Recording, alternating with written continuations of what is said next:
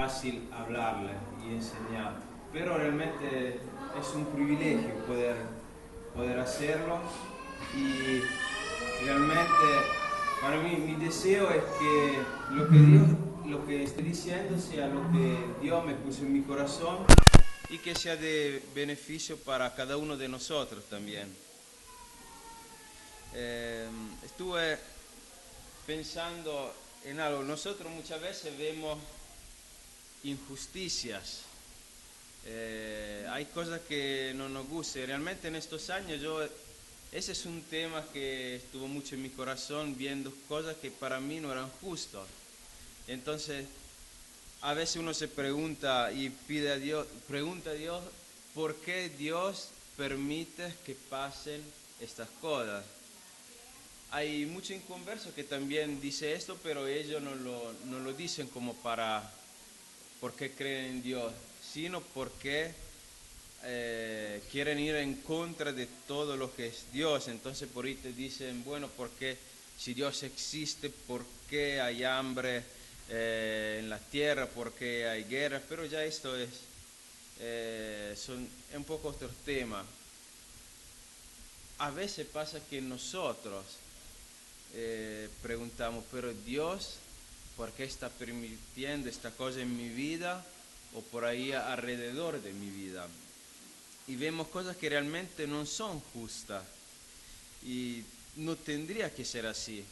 Pero cuando nosotros nos ponemos a pensar, a reflexionar, tenemos que admitir que también nosotros hacemos muchas veces cosas que no son justas. Y también nosotros tenemos la necesidad de recibir la misericordia de Dios. Y a veces vemos personas que son impías, o sea que quiere decir que no viven o que viven sabiendo que Dios existe, pero no quieren vivir debajo de la ley de Dios o de los estatutos de Dios. Y viven como si, sabiendo que Dios existe, pero como si no existiera. Y a veces también nosotros hacemos lo mismo.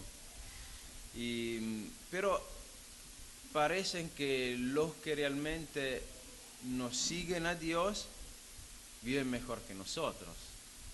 ¿Nunca le pasó esto? De ver por ahí algunos que se la pasan robando y tienen una vida que parece perfecta, y por ahí nosotros que tratamos de seguir la palabra de Dios, parece que todo nos está yendo mal. Cierto, sabemos que Dios es un propósito, pero si ustedes piensan que al final de esta predicación van a tener la respuesta a esto, están equivocados, porque yo no la tengo. Solamente Dios tiene la respuesta. Entonces tampoco voy a hablar de algo que no conozco. Pero quería decir esto porque hubo un profeta en la palabra de Dios que hizo algunas preguntas a Dios y Dios le respondió. O sea, qué lindo es cuando uno pregunta algo a Dios y tiene la respuesta así por ahí de inmediato. Pero pasa que a veces cuando Dios nos responde, no siempre nos gusta lo que Él nos está diciendo. El profeta que yo estoy hablando es Habacuc. Conocen Habacuc, ¿verdad? Es un libro ahí por ahí chiquito. Muchas veces a nosotros creyentes nos gusta más abrir la Biblia en lo que es el Nuevo Testamento, pero realmente en lo que es el Antiguo Testamento, Dios nos enseña muchísimas cosas. Y creo que el Antiguo Testamento es una parte de la Biblia que realmente habría que profundizar mucho. Bueno, vamos a dividir el estudio en dos partes. La primera parte, que son los primeros dos capítulos, que son los cuestionamientos de Habacuc.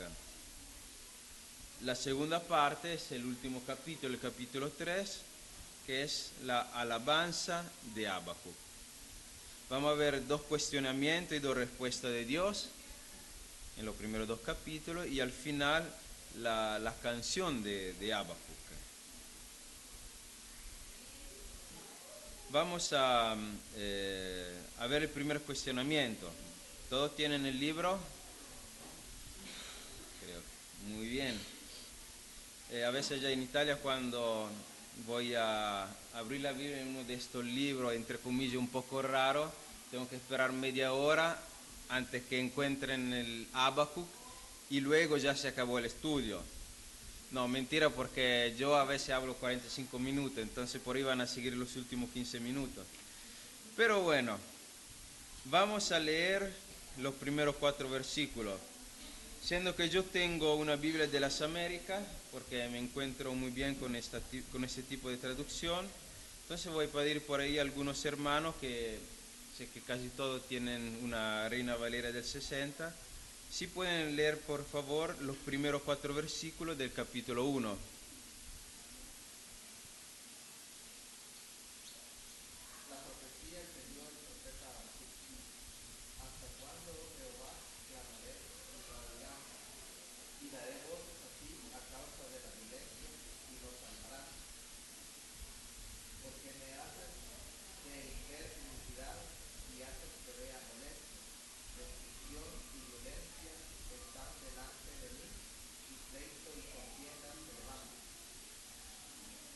Hasta el 4, por favor.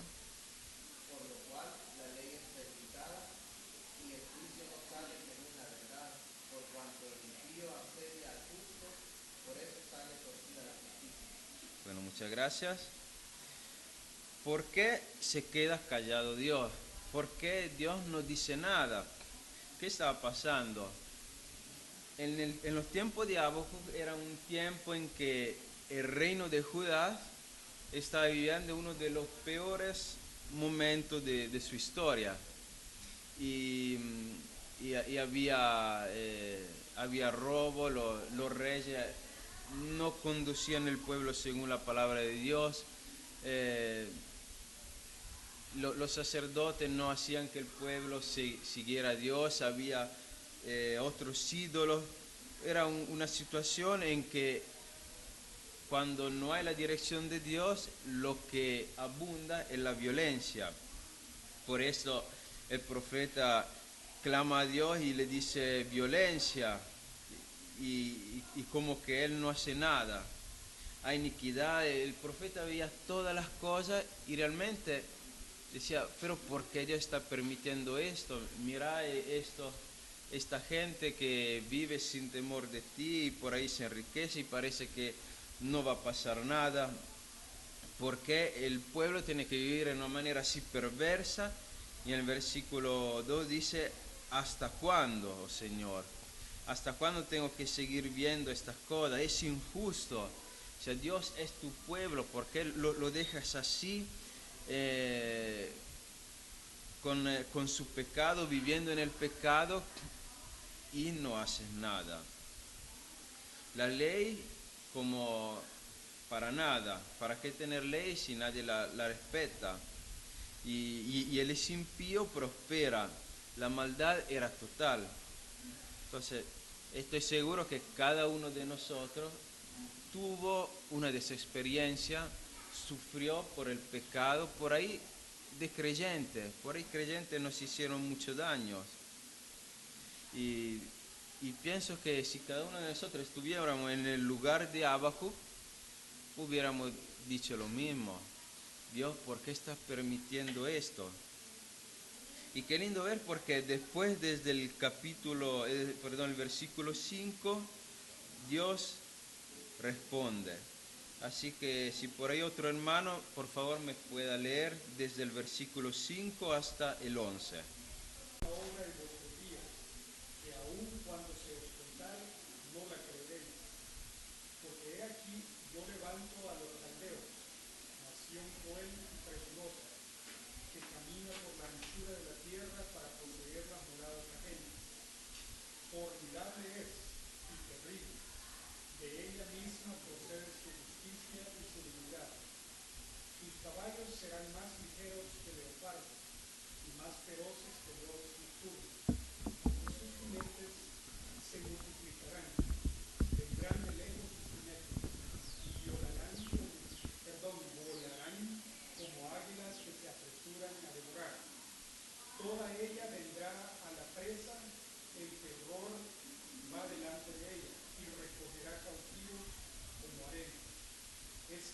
someterá a los reyes y de los príncipes a la burla. Se reirá de toda fortaleza y levantará terraplén y la tomará. Luego pasará por el huracán y ofenderá atribuyendo su fuerza a su Dios. Muchas gracias. Bueno, hay una pregunta específica del profeta y acá vamos a ver enseguida una respuesta de Dios. Vamos a ver el castigo de Dios. Como decir, Habacuc, me dijiste que quería ver justicia. Bueno, yo te voy a decir, yo voy a castigar el pueblo de Judá. Y realmente no siempre cuando Dios responde lo que Él nos va a decir nos guste. En el versículo 5 dice acá en la versión de las Américas, mirad entre las naciones, observad, asombraos, admiraos, porque haré una obra en vuestros días que no creeráis si se os contara.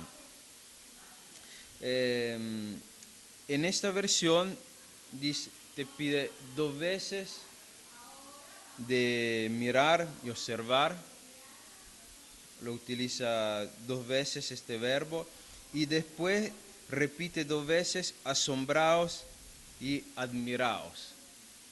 En la Biblia, cuando algo está repetido más de una vez, quiere decir que es importante.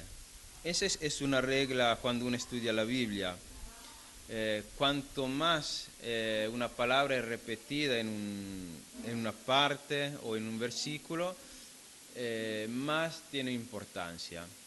Y acá dice, mirad, observad, asombraos, admiraos. Entonces, como que Dios quiere llamar a la atención. Quiere decir, espera Habacuc.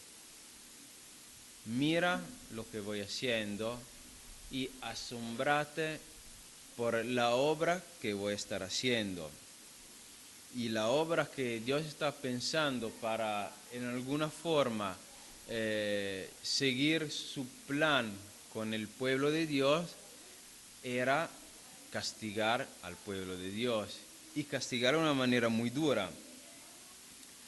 Y lo interesante es que Dios iba a utilizar como instrumento para el castigo de Judas a Babilonia. Babilonia era o ha sido tal vez la más grande nación del mundo como poder, y fue la nación en que Dios realmente al rey de Nabucodonosor le entregó todo, y si él hubiera querido, cualquier batalla que hubiera enfrentado la hubiera ganado. Ningún rey tuvo el poder que recibió Nabucodonosor. Sí, es verdad, por ahí los otros imperios que vinieron después lograron, o sea, tener más tierra, más naciones, lograron conquistar más, pero nadie tuvo el poder que tuvo Nabucodonosor. Y Dios utilizó Nabucodonosor y el padre de Nabucodonosor para poder castigar al pueblo de Dios. Y fíjense en que Babilonia ha sido una nación muy cruel. Ellos llegaban, pero bueno, si por ahí había ciudades fortificadas como era Jerusalén, o por ahí Tiro y Sidón y todas las otras que conquistó, ellos se quedaban esperando, no hacían entrar a nadie, así que el pueblo por ahí se moría de hambre. Podía resistir 1 año, 2 años, pero al final iban debilitándose y muriendo de hambre. Y cuando al final lograban entrar, una de las cosas terribles que hacían era agarrar los bebés, los niños, y los tiraban por la pared y los mataban. Eran terribles. Y Dios iba a utilizar este pueblo inicuo para su propósito. Entonces puede entender lo que era cómo era perplejo, cómo las preguntas de Habacuc, pero Dios, sí, es verdad que yo te pedí que necesitamos, que quiero ver justicia, pero Babilonia es un pueblo peor, es un pueblo absolutamente injusto, inicuo. Y les quiero decir algo, está bien no entender los planes de Dios porque Dios es un Dios infinito. Y está bien aún preguntarle a Dios, Dios, ¿por qué lo permites? Pero solo si nuestro corazón es un corazón correcto y dispuesto a escuchar lo que Dios nos va a decir. Y cierto, no vamos a entender nunca hasta el profundo los planes de Dios. Y Dios lo único que nos pide es confiar. Y por ahí, si quieren saber algo más de Babilonia, pueden en su propia casa leer el Salmo 137, un salmo cortito de los que estuvieron presos y se fueron a Babilonia. Los caldeos, los babilonios le iban a decir, canten algunas canciones de su pueblo. Y ella dice, ¿cómo vamos a cantar? Nosotros quisiéramos que a ustedes les pasara lo mismo que nos hicieron a nosotros. Así que el Salmo 137. Pero seguimos con Habacuc. Vamos a ver el segundo cuestionamiento, que un poco lo hemos anticipado. Y si otro hermano, por favor, me puede leer desde el versículo 12 hasta el final del capítulo, el 17.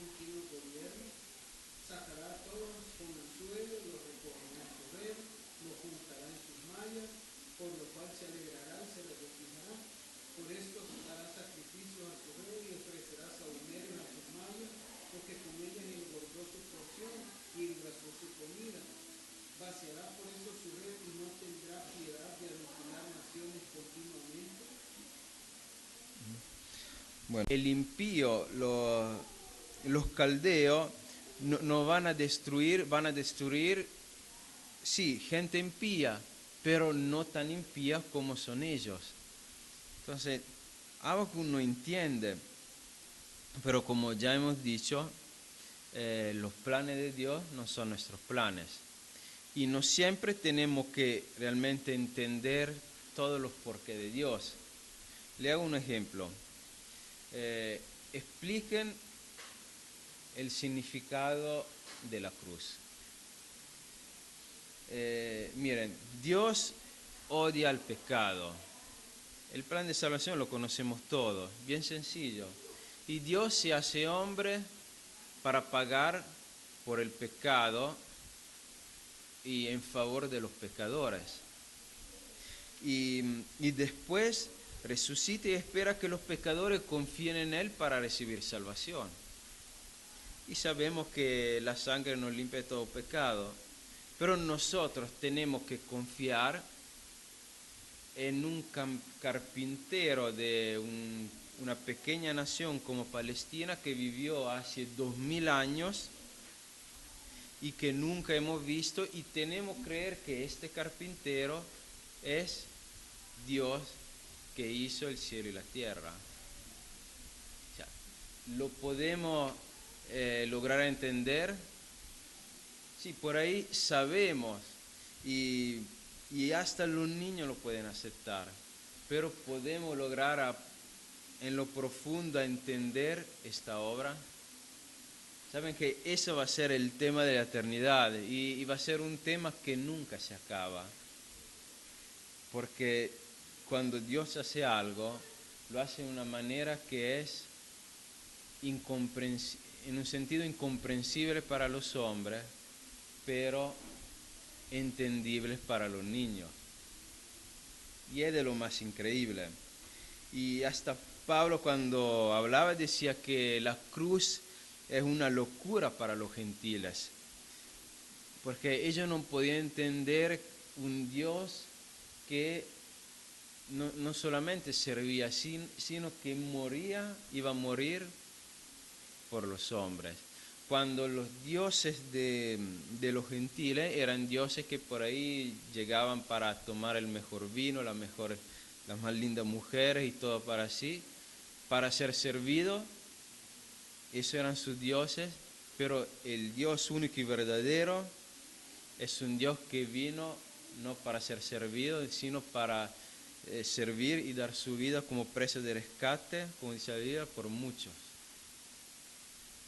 Así que, y para los judíos era un escándalo, como aquel nuestro Mesías, el que nos va a libertar de todos nuestros enemigos, es alguien que ni se sabe, así decían, como ni se sabe de quién nació, le decían como si fuera hijo de una prostituta, y además era un carpintero y no nació en un palacio de rey, y es un hombre que murió bajo la maldición de una cruz, en la muerte más cruenta como los peores criminales. Nosotros no queremos este Mesías, nos da escándalo. Así decían los jefes religiosos de los judíos. Así que Dios no nos va a explicar los porqués de todas las cosas, pero sí lo que nos pide es que tengamos confianza en Él y en su obra. Y por esto vamos a ver una de las más lindas respuestas de toda la Biblia, la segunda respuesta a este cuestionamiento de Habacuc.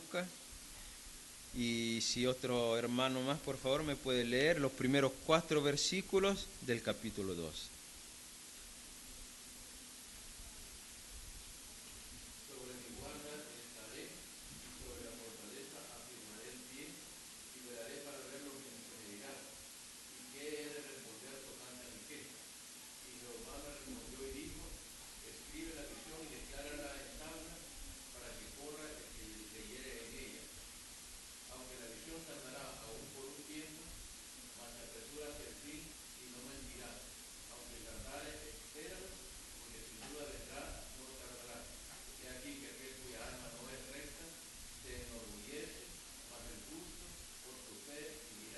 Muchas gracias. Es uno de los versículos, es un versículo muy conocido en toda la Biblia, tanto que por 3 veces lo podemos leer en el Nuevo Testamento, ¿no? El justo por su fe vivirá. La respuesta de Dios. Habacuc estaba esperando esta respuesta, estaba también esperando que su palabra se cumplía, porque él sabía que Dios iba a cumplir su palabra, pero este versículo es la clave de todo el libro y es el versículo que hizo cambiar la actitud de Habacuc. Después que Dios le dijo lo que le dijo en el versículo 4, su manera de ver las cosas dio una vuelta de 180 grados, cambió de una manera total. Y por ahí uno se puede preguntar qué quiere decir que el justo por su fe vivirá. Tal vez que uno es salvo por fe, sí. Tal vez que un hombre un hombre salvo, un hombre justo, tiene que vivir una vida de fe. También las dos cosas están justas, porque cuando vamos a leer en Romanos 1.17, en Gálatas 3.11 y en Hebreo 10.38, los 3 versículos que hace referencia, en Romano quiere decir que el justo vive por fe en el sentido de dar la énfasis en la justicia. Para ser justo tengo que tener fe. En Gálatas está hablando de que el que es justo tiene que vivir una vida de fe, que para tener vida tiene que tener fe, y en Hebreos que el que es justo tiene que vivir una vida de fe. Pero lo interesante es que Dios no le va a dar la respuesta que Habacuc pidió, porque Habacuc le preguntó, pero ¿por qué está permitiendo que una nación inicua castigue tu pueblo?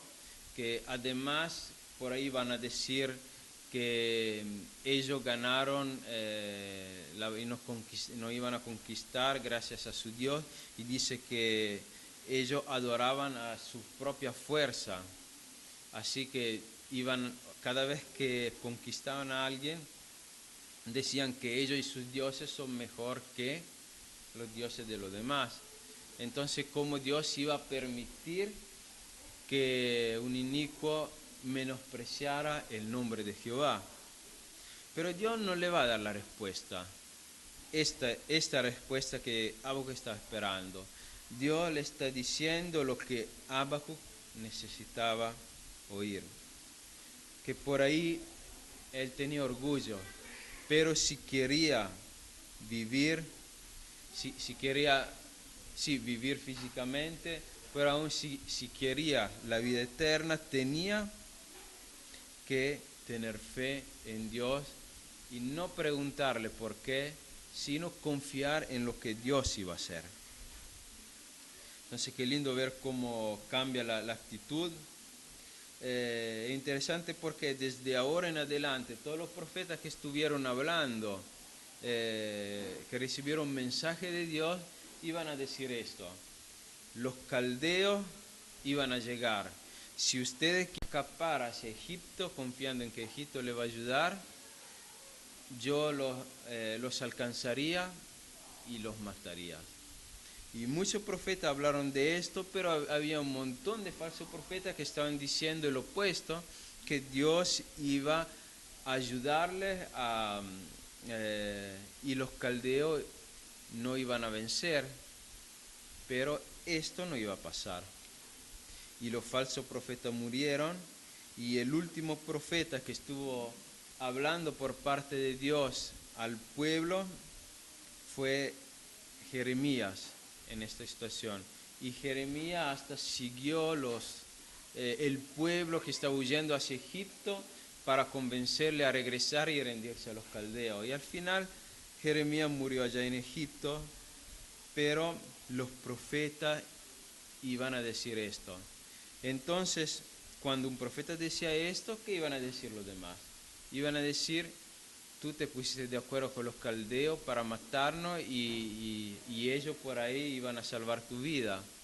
Y no le creían a los profetas de Dios. Pero los que realmente eran salvos, los que realmente estaban buscando la guía de Dios, Dios se manifestaba a ellos a través de los verdaderos profetas. Así que vamos a ver algunos versículos ya desde el 5 al 20, no lo leemos todo. No solamente Dios iba a revelar que tenía a decir a Habacuc que tenía que confiar en Dios, le iba a decir también lo que hubiera pasado más adelante, 70 años después, al pueblo de Babilonia. Y del 5 al 20 es también el castigo de Babilonia, el futuro que le espera a Babilonia. Leemos el 5. Además, el vino traiciona al hombre arrogante, de modo que no se queda en casa, porque ensancha su arrogancia como el Seol, y es como la muerte que nunca se sacia. Reúne para sí todas las naciones y recoge para sí todos los pueblos, hablando de Babilonia. No pronunciarían todo esto contra él una sátira y burla e intrigas contra él, y dirán: ay del que aumentan lo que no es suyo, ¿hasta cuándo? Y se hacen ricos con préstamos. Sí, está diciendo hay, o sea, problemas, juicio a los que a los que agarran todo lo que no es suyo, a los que quieren ganar y los que quieren conquistar y robar cosas que no le pertenecen. Versículo 9 después dice, hay del que obtiene ganancia ilícita para su casa, para poner en alto su nido, para librarse de la mano de la calamidad. Hay de los que ganan injustamente, de los que quieren escapar de la calamidad. Acá, perdón, estaba hablando del pueblo todavía. El versículo 12, hay del que edifica una ciudad con sangre y funda su pueblo con violencia. Acá ya está hablando de Babilonia. Juicio a los que quieren construir matando, así como conquistaban todo y mataban y tenían todo lo que habían conquistado. No le importaba pisotear a las personas. Después ya el versículo 14 dice, pues la tierra se llenará del conocimiento de la gloria del Señor como las aguas cubren el mar. Acá en un momento Dios le iba más allá en el futuro hablando de lo que iba a ser el reino milenial, diciendo que la gloria de Jehová iba a llenar la tierra. O sea, aunque en medio de toda la destrucción, acuérdate a vos que Dios un día llenará de su gloria toda la tierra y estas cosas ya se habrán pasado. Y Dios tiene su tiempo para establecer su justicia. Versículo 15. Hay del que da de beber a su prójimo. Hay de ti que mezcla tu veneno hasta embriagarlo para contemplar su desnudez. Y acá es una figura del conquistador que como que iba a despojar todos los pueblos y a conquistar los pueblos. Sí, ellos están haciendo así, son un instrumento en la mano de Dios, un instrumento cruel, pero ellos también iban a tener su juicio. Versículo 19, hay del que dice al madero despierta o a la piedra muda levántate. ¿Será esto tu maestro? Y aquí está cubierto de oro y plata y no hay lento alguno en su interior. Hay de los idólatras, de los que confían en lo material. Y después el 20, pero el Señor está en su santo templo, calle delante de él toda la tierra. Si Dios está en su templo, Dios está siempre ahí, ve las cosas, no es que Él no la ve, Él ve la injusticia, pero Él sabe el por qué tiene su tiempo. No va a matar por ahí o a eliminar de la tierra todos estos inicuos como para que nosotros viviéramos mejor. Dios tiene su plan.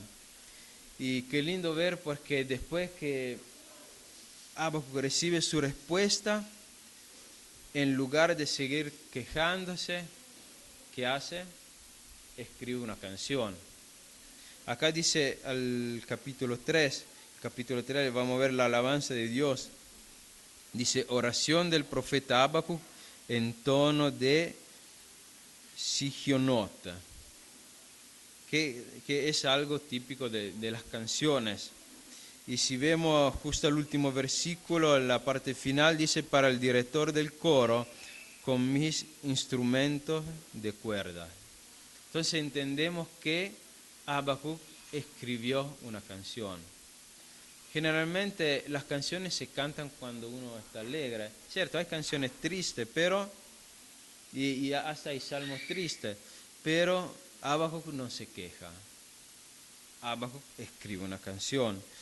Y después seguimos al versículo 2, dice, oh Señor, he oído lo que tú dices de ti y temí. Avivo, Señor, tu obra en medio de los años. En medio de los años, dala a conocer. En la ira, acuérdate de tener compasión. Ya no es que pida, mira Dios, no nos castigue con estos inicuos. Dice, acepto tu castigo, pero te pido solamente que tenga misericordia, que tenga compasión, que nos guarde, que nos ayude. Y desde el 3 en adelante está toda la descripción de lo que es el castigo de Dios. Y vamos al 13, versículo 13. Dice, saliste para salvar a tu pueblo, para salvar a tu ungido. Destrozaste la cabeza de la casa del impío, descubriéndolo de arriba abajo. Y acá el profeta estaba recordando que en el pasado Dios había hecho maravilla. O podemos recordarnos de lo que pasó en Egipto, lo que pasó con los pueblos, de cómo los cuidó. Y es importante, cuando por ahí estamos en situaciones de incertidumbre, inseguridad, ponernos un momento a recordar lo que Dios estuvo haciendo con nosotros en el pasado, para seguir confiando en Él. Y desde el versículo 16, pueblo que se levantará para invadirnos, aunque la higuera no eche brotes, ni haya fruto en la viña, aunque falte el producto del olivo, y los campos no produzcan alimento, aunque falten las ovejas del aprisco, y no haya vacas en el establo. Con todo yo me alegraré en el Señor, me regocijaré en el Dios de mi salvación. Hasta acá la lectura. O sea, él confía en la salvación de Dios, aunque iban a pasar tiempos difíciles. Aceptó el juicio para con Israel y después está una hermosa confesión de fe conocida en toda la Biblia. O sea, con todo yo me alegraré en el Señor y me regocijaré en el Dios de mi salvación. Aunque yo no entienda, aunque pase lo que pase, voy a seguir a seguir alegrándome y regocijándome en Dios que me va a salvar, porque es el Dios de mi salvación que me salvó del pecado, de la condena del pecado, que me salvó en el pasado y me va a seguir salvando y dándome oportunidades en el futuro. Y lo podemos perder todo, pero no voy a perder la confianza en Dios. Pues el versículo 19 dice, el Señor Dios es mi fortaleza. Él ha hecho mis pies como los de las siervas, y por las alturas me hace caminar. Entonces dijimos que Dios no iba a quitar el problema, pero iba a capacitar a las personas, a los suyos, para enfrentar este problema. Y yo este versículo no lo entendía hasta que, así mirando la televisión, vi un documentario que hablaba de los animales, pero hablaba de animales que iban a escapar de una muerte cierta en una manera casi de película. Por ejemplo, había, qué sé yo, había un sapo allá en Venezuela, creo, que estaba como en las alturas y se le estaba llegando una araña de esta grandote, de esta asquerosa, con pelo así, que se lo iba a comer. Y él ya no tenía más remedio, es como que su piel se hizo como de piedra dura y se dejó caer como por 100 metros. Y ahí lo filmaban que iban rebotando así, duro como la piedra, y cuando llegó abajo, ahí siguió caminando. Eran como unos escapes de película, pero había como 5 o 6 casos, pero en uno de estos estaba la sierva de la Palestina, que era justamente los que estaba hablando el profeta. Y había, ¿cómo se dice? Los cervatillos, ¿verdad? Los pequeñitos de las ciervas. Y estaba ahí cerca de una pared, de una roca, y se le acercó un animal feroz que podía ser por ahí un puma o algo por el estilo, y comenzó a correr hacia él, hasta este pequeñito. Este pequeñito, en lugar de escapar por ahí afuera, escapó y corrió hacia la pared, como decir, bueno, ya, un tonto, no va a tener escape, hay una pared y ya. Pero cuando estuvo cerca de la pared y este puma se comenzaba a acercar, saltó un brinco y subió arriba. Y el puma, como era ágil, también hizo lo mismo. Entonces comenzó a correr como calle escalando por una pared que no era así, pero era así. Y brincando de un lugar al otro, y en un momento se paró. Y cuando el puma estaba ahí llegando, como atrapándolo, le pegó un salto y se metió en un punto, por ahí una piedrita pequeña, estaba ahí con las 4 patas en esta piedrita, haciendo equilibrio, pero ahí. El puma trató de hacer lo mismo y se cayó un poco para abajo. Entonces comenzó a ir por otro camino, a ir hacia arriba tratando de agarrarlo y no lo podía. Regresó, trató de hacer lo mismo y no lo podía. Y este pequeño ciervo estaba ahí, tranquilo, hasta que el puma se cansó y se fue por otro lado y él se fue. Así que yo entendí este versículo porque, en sentido, cuando los problemas por ahí nos están casi atrapando, cuando ya no vemos salida, Dios no es que quita el problema, sino, acá dice, Él ha hecho mis pies como los de la sierva. En sentido, capacitado para agarrarme a la roca, para ponerme en un lugar seguro. Y nosotros sabemos que la Biblia nos enseña que la roca es Cristo. Él nos capacita para refugiarnos en la roca. Y cuando estamos en la roca no hay ningún problema, ningún puma, ningún animal feroz que podría arrastrarnos abajo y matarnos. Porque si estamos en la roca, estamos seguros, pero llegar a la roca depende de nosotros, porque los pies de sierva los tenemos, pero tenemos solo que tener la fuerza de agarrarnos a la roca. Y sabemos aquel versículo famoso de que todas las cosas son para el bien de los que aman a Dios, en Romanos 8:28, perdón. Pero los problemas y todas las cosas y lo que aprendió Habacuc es aprender a refugiarse en la roca. ¿Vamos a orar?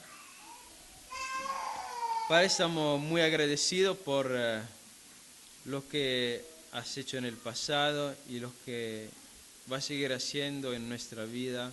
Y gracias por la vida de Habacuc, que realmente nos enseña mucho. Y gracias por lo que ha escrito en tu palabra a través de este libro increíble. Realmente, Señor, nosotros no entendemos todas las cosas, pero te pido que frente a todas las injusticias, tú nos ayudes a entender que podemos agarrarnos a la roca que es Cristo. Bendice, Señor, esta iglesia, todos los miembros.